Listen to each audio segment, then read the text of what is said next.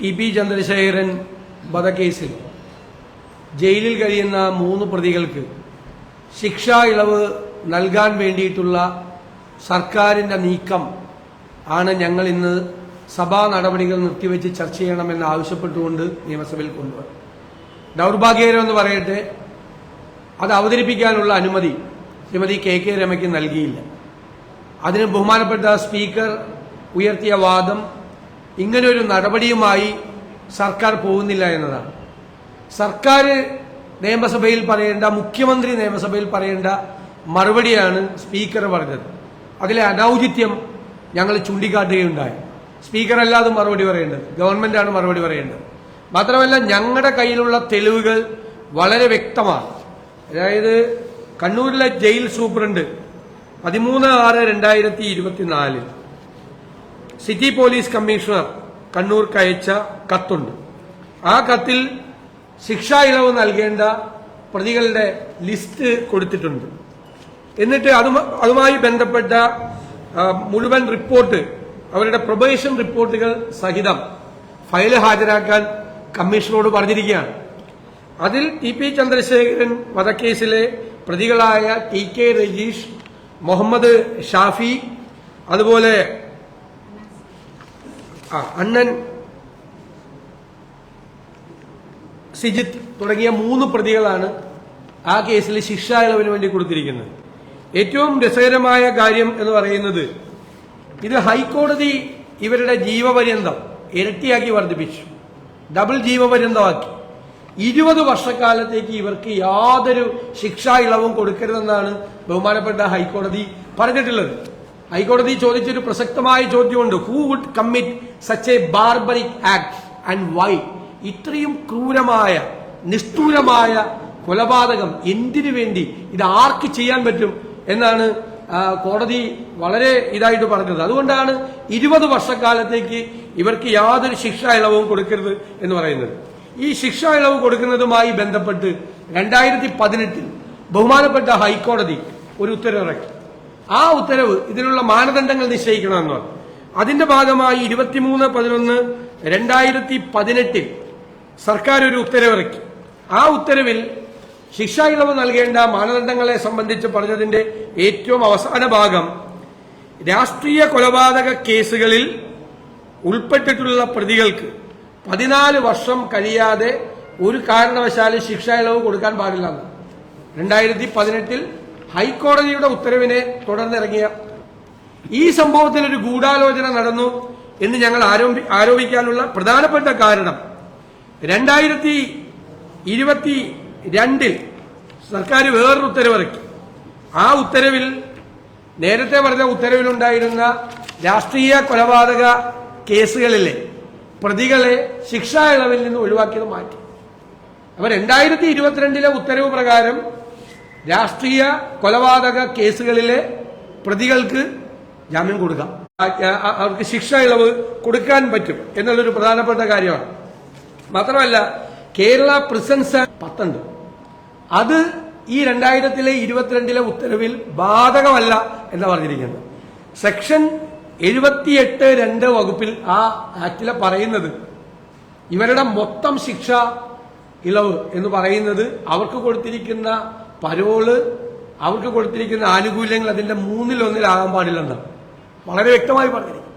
അപ്പൊ അതുകൂടി ഈ 2022 ഉത്തരവ് മാറ്റി. കാരണം എത്രമാത്രം പരോള് വേണമെങ്കിലും രാഷ്ട്രീയ കൊലപാതക കേസിലെ പ്രതികൾക്ക് കൊടുക്കാം എന്നുള്ളൊരു സാഹചര്യമാണ് അതിനകത്ത് വച്ചിരിക്കുന്നത്. അപ്പൊ ഈ 2018 സർക്കാർ ഉത്തരവ് തിരുത്തിക്കൊണ്ടാണ് 2022 ഉത്തരവിറങ്ങിയത്. ആ ഉത്തരവിന്റെ ഉദ്ദേശം തന്നെ ഈ ടി.പി. ചന്ദ്രശേഖരൻ വധക്കേസിലെ ഉൾപ്പെടെയുള്ള പ്രതികൾക്ക് ശിക്ഷാ ഇളവ് കൊടുക്കാൻ വേണ്ടിയിട്ടുള്ള തീരുമാനമാണ്. ഇപ്പൊ സ്പീക്കർ പറഞ്ഞു, ഒരു നടപടിയും സർക്കാർ എടുത്തിട്ടില്ല. ഈ കത്ത് ഞങ്ങൾ ഹാജരാക്കി, മാധ്യമങ്ങളിലും വന്നു. രണ്ടാമത്, ശിക്ഷാ ഇളവ് കൊടുക്കുമ്പോൾ ഇരകളാക്കപ്പെട്ടവരുടെ ബന്ധുക്കളിൽ നിന്ന് കൂടി റിപ്പോർട്ട് വാങ്ങണമെന്നാണ്. ഇവിടെ പോലീസ് 3 പോലീസ്, പാനൂർ പോലീസ് ഉൾപ്പെടെ ചന്ദ്രശേഖരന്റെ ഭാര്യയായ രമയുടെ പക്കൽ നിന്ന് മൊഴിയെടുത്തിട്ടുണ്ട്.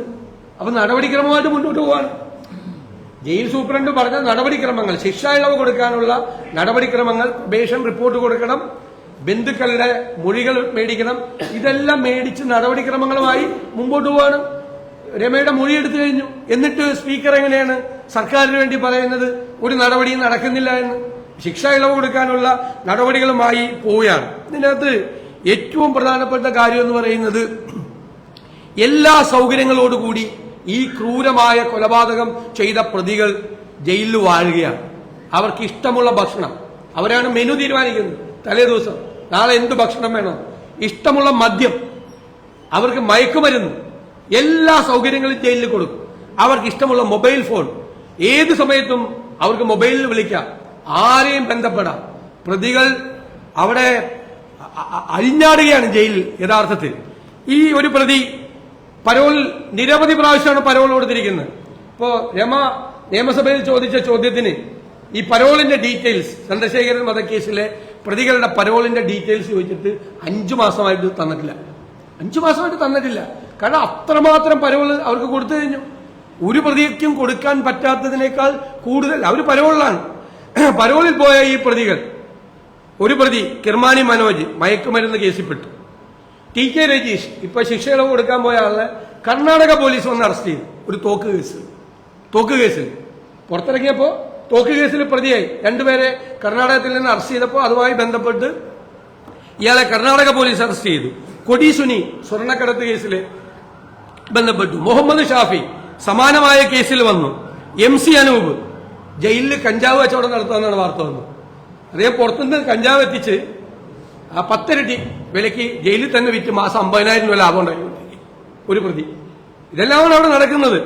അതുപോലെ സ്വർണം കടത്തിക്കൊണ്ടുവരുന്നവന്റെ സ്വർണം അടിച്ചു മാറ്റുന്ന സ്വർണം പൊട്ടിക്കൽ പരിപാടി, മയക്കുമരുന്ന് ഇടപാട്, ഭൂമി ഇടപാട്, കൊട്ടേഷൻ സംഘങ്ങളുടെ പ്രവർത്തനം. ജയിലിൽ ഇരുന്നതിനെ കൊട്ടേഷൻ പിടിച്ച് പുറത്തുള്ള ഇവരുടെ ആളുകളെ കൊണ്ട് കൊട്ടേഷൻ നടപ്പാക്കി കാശ് വാങ്ങിക്കുകയാണ്. അവർ ജയിലിൽ നിന്ന് വരുമാനം ഉണ്ടാക്കി കൊടുക്കുകയാണ്. ഇതിന്റെ അകത്ത് പ്രധാനപ്പെട്ട കാര്യം എന്ന് പറയുന്നത് ഈ പ്രതികളെ CPM ഭയക്കുന്നു. ഈ പ്രതികൾ CPM-നെ ബ്ലാക്ക്മെയിൽ ചെയ്യാണ്. അതുകൊണ്ടാണ് ഈ സൗകര്യങ്ങൾ ചെയ്തു കൊടുക്കുന്നത്. ഇനി ഒരു എയർ കണ്ടീഷൻ മാത്രമേ അവിടെ വെച്ചു കൊടുക്കാറുള്ളൂ ജയിലിൽ. ബാക്കിയുള്ള എല്ലാ സൗകര്യങ്ങളും, ഒരു 5 സ്റ്റാർ ഹോട്ടലിൽ താമസിക്കുന്ന എല്ലാ സൗകര്യങ്ങളും ഇവർക്ക് ചെയ്തു കൊടുക്കുക. ഇവര് ഇതിന്റെ പിന്നിലുള്ള ഗൂഢാലോചന സംബന്ധിച്ച രഹസ്യം വെളിപ്പെടുത്തുമെന്ന് പറഞ്ഞ് CPM-നെ ഇവർ ബ്ലാക്ക്മെയിൽ ചെയ്യാൻ. ആ ബ്ലാക്ക്മെയിലിങ്ങിന് പേടിച്ചിട്ടാണ് ഇവർക്ക് ഈ ശിക്ഷാ ഇളവ് കൊടുക്കാനുള്ള നടപടികൾ ഉൾപ്പെടെയുള്ള കാര്യങ്ങളുമായി സർക്കാർ മുന്നോട്ട് പോകുന്നത്. ഇത് ഈ സംസ്ഥാനത്തോടുള്ള വെല്ലുവിളിയാണ്, നമ്മുടെ നീതിന്യായ വ്യവസ്ഥയോടുള്ള വെല്ലുവിളിയാണ്. ഹൈക്കോടതി വിധിയെ കാറ്റിൽ പറത്തുന്ന ഒരു നടപടിയാണ്.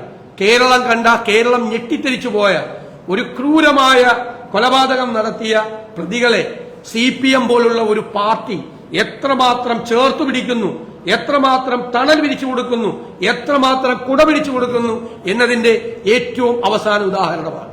ഒരു കാര്യം ഞങ്ങൾ നിയമസഭയിൽ വ്യക്തമാക്കണം എന്ന് കരുതിയതാണ്. ഈ കേസിലെ പ്രതികൾക്ക് ശിക്ഷാ ഇളവ് കൊടുക്കാനുള്ള തീരുമാനവുമായി സർക്കാർ പോയാൽ കേരളം ഇതുവരെ കാണാത്ത പ്രക്ഷോഭങ്ങൾക്ക്, നിരന്തരമായ പ്രക്ഷോഭങ്ങൾക്ക്, സർക്കാരിന്, മുഖ്യമന്ത്രിക്കും മന്ത്രിമാർക്കും അടക്കം പുറത്തിറങ്ങാൻ പറ്റാത്ത രീതിയിലുള്ള പ്രക്ഷോഭങ്ങൾക്ക് കേരളം സാക്ഷ്യം വഹിക്കേണ്ടി വരും എന്ന് ഞങ്ങൾ വിനീതമായ മുന്നറിയിപ്പ് നൽകുന്നു. ഒരു വിട്ടുവീഴ്ചയും ഈ കേസിൽ ഞങ്ങളുടെ ഭാഗത്തുനിന്നുണ്ടാവില്ല. ഒരു വിട്ടുവീഴ്ചയും എന്ത് നടപടി സർക്കാർ സ്വീകരിച്ചാലും ഞങ്ങൾ അതിനെ ശക്തിയായി എതിർക്കുക തന്നെ ചെയ്യും എന്ന് ഞാൻ പറയാൻ ആഗ്രഹിക്കുന്നു.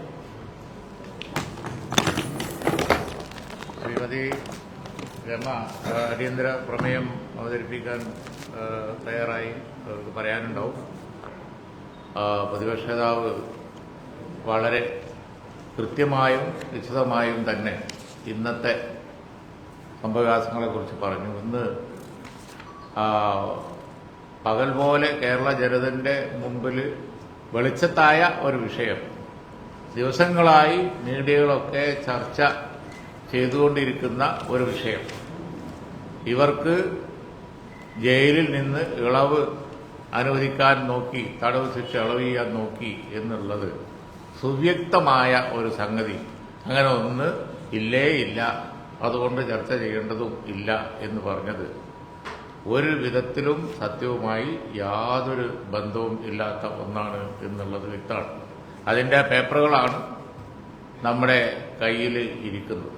അതുകൊണ്ട് തന്നെയാണ് ഈ ഒരു വിഷയം സംഭവിച്ചാൽ കൊടും ക്രൂരത നടക്കുക, അതുപോലെ ഉള്ളത് പിന്നെയും കേരളത്തിൽ ആവർത്തിച്ചുകൊണ്ടിരിക്കുക, എന്നിട്ട് തടവിൽ പോകുന്നവർ അവിടെ സുഖവാസം അനുഭവിക്കുക, സമയമാവുമ്പോൾ അവർക്ക് ഇളവ് കൊടുക്കുക.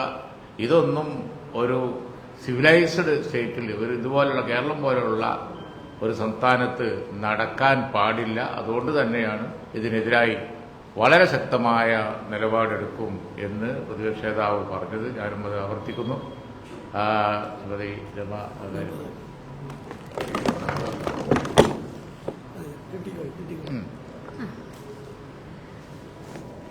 ബഹുമാനപ്പെട്ട പ്രതിപക്ഷ നേതാവ് വളരെ വിശദമായിട്ട് പറഞ്ഞു. ഇന്ന് നമ്മൾ അടിയന്തര പ്രമേയമായിട്ട് കൊണ്ടുവന്നത് 2-3 ദിവസമായി കേരളം ചർച്ച ചെയ്തുകൊണ്ടിരിക്കുന്ന ഒരു വിഷയമാണ്. ടിപ്പി കേസിൽ ഈ പ്രതികൾക്ക്, അതിൽ 3 പേർക്ക് വിട്ടയക്കാനുള്ള തീരുമാനം ബഹുമാനപ്പെട്ട ഹൈക്കോടതി 27/2/24 വളരെ കൃത്യമായിട്ട് അപ്പീൽ വിധി പറഞ്ഞത് 20 വർഷത്തേക്ക് ഒരുവിധ റെമിഷൻസും പാടില്ല എന്ന്, അതുപോലെ തന്നെ ഇരട്ട ജീവപര്യന്തമാക്കുകയും ചെയ്തു. അതൊക്കെ കാറ്റിൽ പറത്തിക്കൊണ്ടാണ്, അതിനെയൊക്കെ വെല്ലുവിളിച്ചുകൊണ്ട് ഈ ഒരു തീരുമാനം ഇപ്പോൾ എടുത്തത്. അത് 25/11/2022 സർക്കാർ ഉത്തരവ് പ്രകാരമാണ്. 3/6/2024 ഒരു കത്ത് പ്രകാരം ജില്ലാ ജയിൽ സൂപ്രണ്ട് സിറ്റി കമ്മീഷണർക്ക് റിപ്പോർട്ട് എഴുതിക്കൊണ്ടുള്ള കത്ത് കൊടുക്കുന്നത്. ഈ 3/6 ഈ കത്ത് കൊടുക്കുമ്പോൾ സമയം ഇവിടെ പെരുമാറ്റച്ചട്ടം നിലവിലുണ്ട്. പെരുമാറ്റച്ചട്ടം നിലവിലുള്ള സമയത്ത് തന്നെ ധൃതി പിടിച്ച് ഇത്തരത്തിലൊരു കത്ത് കൊടുത്തതിന് പിന്നിൽ തന്നെ വലിയ ഗൂഢാലോചനയുണ്ട്. ആരും അറിയാതെ ഈ പ്രതികളെ പുറത്തുവിടുക എന്നുള്ളത് തന്നെയാണ് സർക്കാരിനുണ്ടായിട്ടുള്ള പ്രധാന കാര്യം. അതിൽ ഈ ക്രിമിനലുകളെ കേരളം മുഴുവൻ വെറുത്ത ഈ ക്രിമിനലുകളെ അവരെ പ്രീതിപ്പെടുത്താൻ, അവരെ സന്തോഷിപ്പിക്കാൻ വേണ്ടിയിട്ടാണ് ഇപ്പോൾ ഈ തീരുമാനം സർക്കാർ എടുത്തത്. അല്ലാതെ ഇത് നിയമപരമായി നിലനിൽക്കില്ല എന്ന് അറിഞ്ഞിട്ടും ഇത്തരത്തിലൊരു തീരുമാനത്തിലേക്ക് പോയിട്ടുണ്ടെങ്കിൽ അത് ഞങ്ങൾ നിങ്ങളുടെ കൂടെയുണ്ട് എന്ന് വീണ്ടും ആ പ്രതികളെ ഓർമ്മിപ്പിക്കുകയാണ് സർക്കാർ ചെയ്തത്. അതുകൊണ്ടാണ് ഈ കേസിലെ ഈ പ്രതികളെ ഇപ്പൊ ഇതിനകത്ത് തിരികെ കയറ്റിയത്. ഇതാരും ശ്രദ്ധിക്കപ്പെട്ടിട്ടില്ലെങ്കിൽ അടുത്ത ആളുകളെ കൂടി ഇതിനകത്തേക്ക് അടുത്ത ഘട്ടത്തിൽ ഉൾപ്പെടുത്താമെന്നുള്ള ആലോചനയും കൂടി ഉണ്ടാകും. അപ്പൊ നേരത്തെ പ്രതിപക്ഷ നേതാവ് സൂചിപ്പിച്ച 2018 വളരെ കൃത്യമായിട്ട് 14 വർഷം കൂടാതെ ഈ പ്രതികൾക്ക് ശിക്ഷ ഇളവ്, കൊലക്കേസിൽ ശിക്ഷിക്കപ്പെട്ട ആളുകൾക്ക് ശിക്ഷ ഇളവ് കൊടുക്കരുത് എന്ന് പറയുന്ന ഉത്തരവ് 2022 മാറ്റിയത്. അതിൽ ആദ്യത്തെ ആ ക്ലോസ് തന്നെ എടുത്തു കളഞ്ഞു. ആദ്യത്തെ ക്ലോസ് തന്നെ ഈ പ്രതികൾക്ക്, ഇത്തരത്തിൽ ശിക്ഷിക്കപ്പെട്ട വാടക കൊലയാളികളായ പ്രതികൾക്ക് ശിക്ഷ ഇളവ് നൽകരുത് എന്നുള്ളതാണ്. അത് ഇതങ്ങോട്ട് ക്ലോസ് എടുത്തു മാറ്റിക്കൊണ്ടാണ് 2022 പുതുക്കിയ ഓർഡർ ഉണ്ടാക്കിയത്. ഇത് തന്നെ ടിപ്പി കേസിലെ പ്രതികളെ ഉദ്ദേശിച്ചുകൊണ്ടാണ്. ഇവരെ പുറത്തുവിടുക എന്നത് തന്നെയാണ് സർക്കാരിന്റെ ലക്ഷ്യം. ഇവർ പുറത്തുവിട്ടിട്ടില്ലെങ്കിൽ, ഇവരുടെ കൂടെ നിന്നിട്ടില്ലെങ്കിൽ അവർ പറയുന്ന കാര്യങ്ങൾ ഈ സംസ്ഥാന നേതൃത്വം ജയിലിലാകുന്ന കാര്യങ്ങളാണ് എന്ന് വളരെ നന്നായിട്ട് സംസ്ഥാന ഭരണ നേതൃത്വത്തിന് അറിയാം. അതുകൊണ്ടാണ് ഇത്തരത്തിലൊരു തീരുമാനം ഇപ്പോൾ മുന്നോട്ട് പോകുന്നത്. അതുകൊണ്ടാണ് വഴിവിട്ട മുഴുവൻ നീക്കങ്ങളും. ഈ പ്രതികൾക്കല്ലാതെ മറ്റാർക്കെങ്കിലും ഇതുപോലെ പരോള് കിട്ടിയിട്ടുണ്ടോ? ഈ കേസിലെ പ്രതികൾക്കല്ലാതെ മറ്റാർക്കെങ്കിലും ഇതുപോലെ ജയിലിനുള്ളിൽ എല്ലാവിധ സുഖ സൗകര്യങ്ങളും ലഭിക്കുന്നു? 2014 അന്നത്തെ MLA കെ രാധാകൃഷ്ണൻ, ഇപ്പൊ മന്ത്രിയായി MP ആയിരുന്ന ആള് ഇവിടെ സബ്മിഷൻ അവതരിപ്പിക്കുന്നു നിയമസഭയിൽ 2014 ഈ പ്രതികൾക്ക് വേണ്ടിയിട്ട്. ജയിലിലേക്ക് കോടിയേരി ബാലകൃഷ്ണൻ, അബ്ദുൾ ഖാദർ, മൊയ്തീൻ ഉൾപ്പെടെയുള്ള AC മൊയ്തീൻ ഉൾപ്പെടെയുള്ള MLA മാർ ഒരു സംഘം ജയിലിലേക്ക് ഓടിപ്പോവുകയാണ് ഈ പ്രതികളെ ശിക്ഷിച്ചു എന്ന് പറഞ്ഞു. ഇവരുടെ ബന്ധുക്കളാണോ ഈ പ്രതികൾ? ഇവരുടെ മേൽ ഒരു തരി മണ്ണ് വീണാൽ ഇവർക്ക് എങ്ങനെയാണ് നോവുന്നത്? എങ്ങനെയാണ് CPM നേതാക്കന്മാർ ഈ തരത്തിൽ പ്രശ്നമുണ്ടാകുന്നത് എന്നുള്ളതാണ് ചോദ്യം. അപ്പൊ ഇതൊക്കെ ഈ പ്രതികളെ ഇവർ എത്രമാത്രം ഭയക്കുന്നു എന്നുള്ളതിന്റെ തെളിവാണ്. ആ ഭയം കൊണ്ടാണ് ഇന്ന് അടിയന്തര പ്രമേയം അവതരിപ്പിക്കാൻ. കാരണം നമ്മൾ മുഖ്യമന്ത്രിയുടെ മുഖത്ത് നോക്കി ചോദിക്കാനുള്ള ഒരുപാട് ചോദ്യങ്ങളുണ്ട് ഈ വിഷയവുമായി ബന്ധപ്പെട്ട്. അതിനെയൊക്കെ സർക്കാർ ഭയക്കുന്നു, മുഖ്യമന്ത്രി ഭയക്കുന്നു. അതുകൊണ്ടാണ് മുഖ്യമന്ത്രി പറയാതെ സ്പീക്കർ പറഞ്ഞത്. അത് തന്നെ ഞങ്ങളോടുള്ള അവഹേളനമാണ്, സഭയോടുള്ള അവഹേളനമാണ്, ജനാധിപത്യ കേരളത്തോടുള്ള അവഹേളനമാണ് ഈ സർക്കാർ നടത്തിയിരിക്കുന്നത്. ഇതിനെതിരെ അതിശക്തമായി, ഇനി വിട്ടയക്കാനാണ് നീക്കമെങ്കിൽ അതിനെതിരെ അതിശക്തമായി ഞങ്ങൾ മുന്നോട്ട് പോകുമെന്ന് തന്നെയാണ് തീരുമാനിക്കുന്നത്. ഈ വിഷയത്തിൽ ഗവർണറെ കാണാനും കൂടി തീരുമാനിച്ചിട്ടുണ്ട്.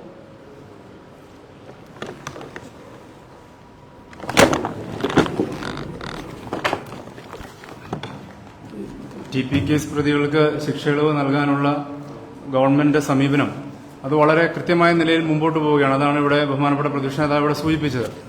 ഈ വിഷയം അസംബ്ലിയിലേക്ക് കൊണ്ടുവരുമ്പം അതിൻ്റെ അകത്ത് ഗവൺമെന്റ് പറയേണ്ട മറുപടിയാണ് നിർഭാഗ്യവശാൽ ഇന്ന് സ്പീക്കർ ആ ചെയറിലിരുന്ന് പറഞ്ഞത്. സ്പീക്കർ യഥാർത്ഥത്തിൽ അദ്ദേഹത്തിന്റെ പദവി എന്താണ് എന്നത് തിരിച്ചറിയാൻ കഴിയാത്തൊരവസ്ഥയാണ് ഇന്നവിടെ കണ്ടത്. ഇത്ര പരിതാപകരമായ ഒരു അവസ്ഥ ഇതിനു മുമ്പ് ഉണ്ടായിട്ടില്ല. ഇപ്പൊ സ്പീക്കർ അദ്ദേഹം നിയമസഭയുടെ സംരക്ഷിക്കേണ്ട ഒരു വ്യക്തിയാണ്, പ്രതിപക്ഷത്തിന്റെ അവകാശങ്ങൾ സംരക്ഷിക്കേണ്ട ഒരു വ്യക്തിയാണ്. ഇന്ന് ഉണ്ടായിരിക്കുന്നത് യഥാർത്ഥത്തിൽ ജനാധിപത്യത്തിന് ഏറ്റവും വലിയ അവഹേളനങ്ങളിലൊന്നാണ്.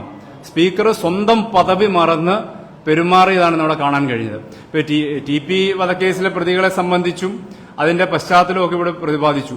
അപ്പൊ അവർക്ക് ശിക്ഷയിളവ് നൽകുമ്പോൾ അതിന്റെ അകത്ത് തെളിവുകൾ സഹിതം മുന്നോട്ട് വെക്കുമ്പോൾ അതിന് മറുപടി പറയാൻ പോലും ഗവൺമെന്റ് അശക്തരായി മാറിയിരിക്കുകയാണ്. ഗവൺമെന്റ് മറുപടി പറയാൻ കഴിയുന്നില്ല. അത് ഗവൺമെന്റിന്റെ മുഖം രക്ഷിക്കാൻ വേണ്ടിയുള്ള ഒരു നടപടി കൂടിയായിട്ട് ഒരുപക്ഷെ ഇന്നത്തെ ഈ സമീപനത്തെ കാണേണ്ടതായിട്ട് വരും. എന്തായാലും ഈ വിഷയം വരും ദിവസങ്ങളിലും കൂടുതൽ ശക്തമായി തന്നെ ഈ വിഷയം ഞങ്ങൾ ടേക്കപ്പ് ചെയ്യും.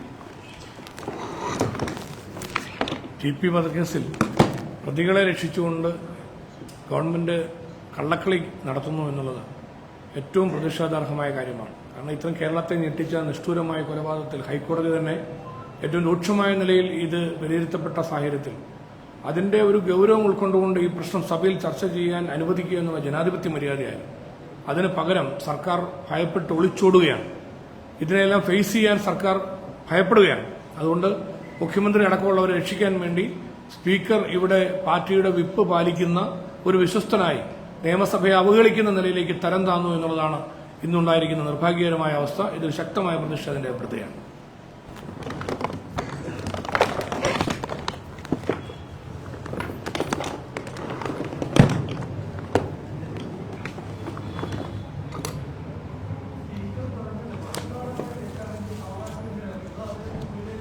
അതല്ല, സ്പീക്കർ അദ്ദേഹത്തിന്റെ പദവിയിൽ ഇരുന്ന് പറയാൻ പാടില്ലാത്ത കാര്യമാണ് അദ്ദേഹം പറഞ്ഞത്. അദ്ദേഹം എന്താ പറയണത്, സർക്കാർ ഈ ശിക്ഷാ ഇളവ് നടക്കാൻ വേണ്ടിയിട്ടുള്ള ഒരു നടപടി ഇപ്പോൾ സ്വീകരിക്കുന്നില്ല, അതുകൊണ്ട് ഈ ഉപക്ഷേപത്തിന് യാതൊരു പ്രസക്തിയില്ലെന്നാണ്. അദ്ദേഹത്തിന് എങ്ങനെ അറിയാം സ്പീക്കർക്ക് സർക്കാർ ഒന്നും ചെയ്യുന്നില്ല? അതുകൊണ്ടാണ് ഞാൻ എഴുന്നേറ്റ് നിന്ന് പറഞ്ഞത്, സർക്കാർ ഈ നടപടികൾ തുടങ്ങിയതിന്റെ രേഖകൾ പറഞ്ഞത്. രണ്ട് കാര്യം പറഞ്ഞു. ഒന്ന്, ജയിൽ സൂപ്രണ്ട്, അതാണ് അതിന്റെ പ്രൊസീജിയർ. ജയിൽ സൂപ്രണ്ട് പോലീസ് കമ്മീഷണർക്ക് പ്രൊബേഷൻ റിപ്പോർട്ട് ചോദിച്ചു.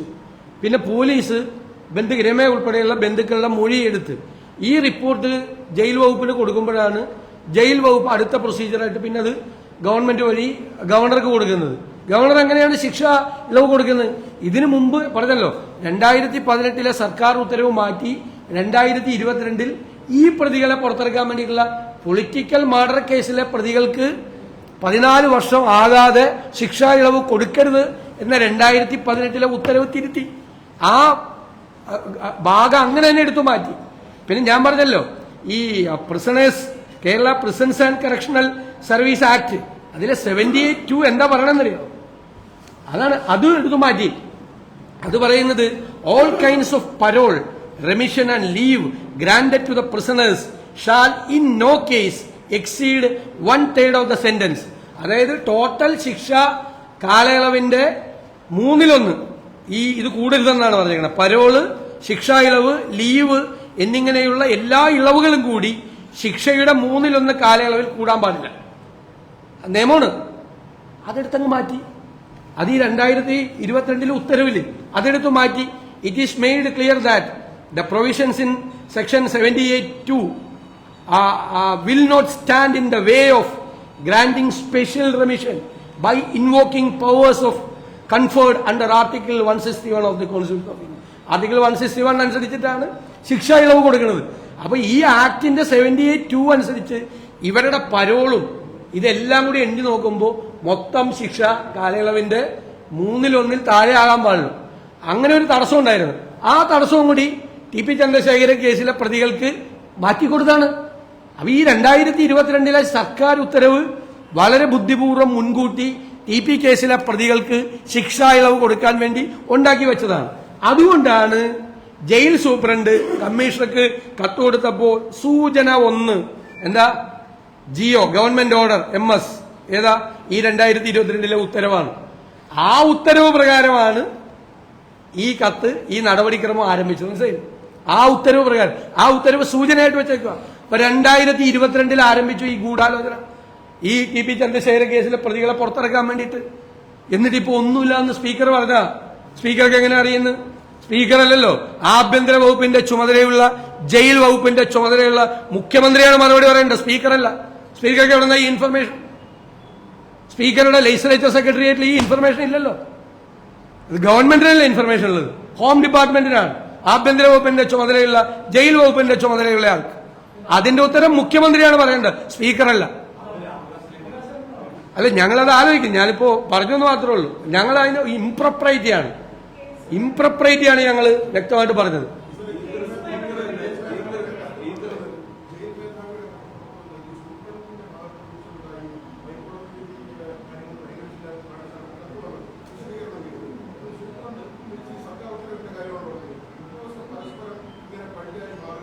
അതെ, ഈ സൂപ്രണ്ടിന്റെ ജയിൽ DGPയുടെ വിശദീകരണം വന്നതിന് ശേഷം ജയിൽ സൂപ്രണ്ടിന്റെ വിശദീകരണം വന്നിട്ടുണ്ട്.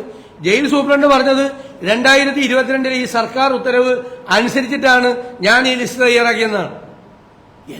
ഞാൻ പറഞ്ഞല്ലോ, പ്രേമ ഇവിടെ പറഞ്ഞതുപോലെ ജയിലിൽ കാണാൻ പോകല്ലേ നേതാക്കന്മാരെല്ലാവരും, ആശ്വസിപ്പിക്കാൻ, തലോടാൻ, സാന്ത്വനിപ്പിക്കാൻ ഒക്കെ നേതാക്കന്മാർ പോലെ ഈ കൊലക്കേസിലെ പ്രതികളെ. അവരെല്ലാവരും കൂടിയല്ലേ ഇവരെ പുറത്തിറക്കാൻ നോക്കുന്നത്.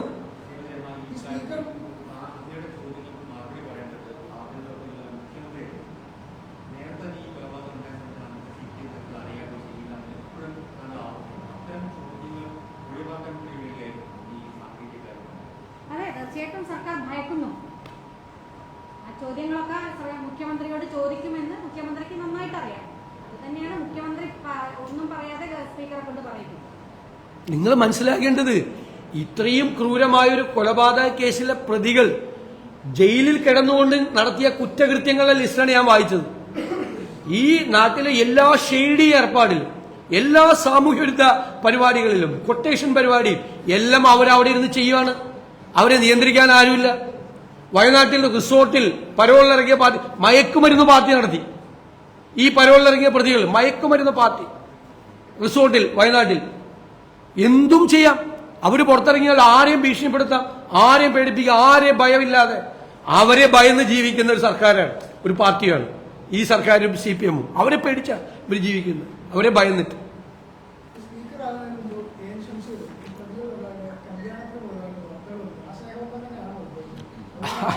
അല്ല, ഞാൻ സ്പീക്കർ ആയതുകൊണ്ട് അത്ര ആക്ഷേപം ഞാൻ ഉന്നയിക്കുന്നില്ല. ഞങ്ങളുടെ കയ്യിൽ അദ്ദേഹം പോയതിന്റെ എല്ലാ തെളിവുകളും അദ്ദേഹം അതിനെക്കുറിച്ച് പറഞ്ഞ കമന്റും ഒക്കെ നമ്മുടെ കയ്യിലുണ്ട്. പിന്നെ സ്പീക്കർ പദവിയെ അവഹേളിക്കാൻ ആഗ്രഹിക്കുന്നില്ലാത്തതുകൊണ്ടാണ് ഞാനത് മെൻഷൻ ചെയ്യാറ്.